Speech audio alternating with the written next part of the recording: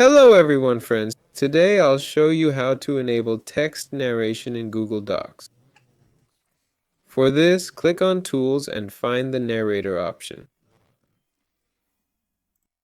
It's located in the Accessibility tab. Yes, Accessibility, turn on this feature. Click OK. Now select the text you need and click accordingly to read what we've highlighted. If it doesn't work, right, then you need to go to the Chrome Web Store, right?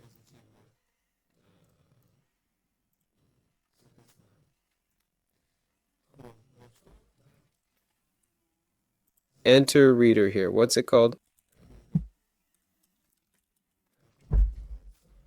Let me tell you now. Screen Reader. Here's Screen Reader for Google Chrome. Click Add again, and try once more. It might work. Or if it still doesn't work, go here and search for Screen Reader, then click on it.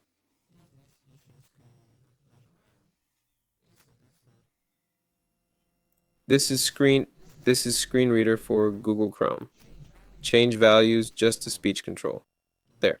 And accordingly, so it reads the text. If this still doesn't help and it doesn't read, then you can look for other text readers here. That's all for now. This was your host. Subscribe to the channel. Goodbye, everyone.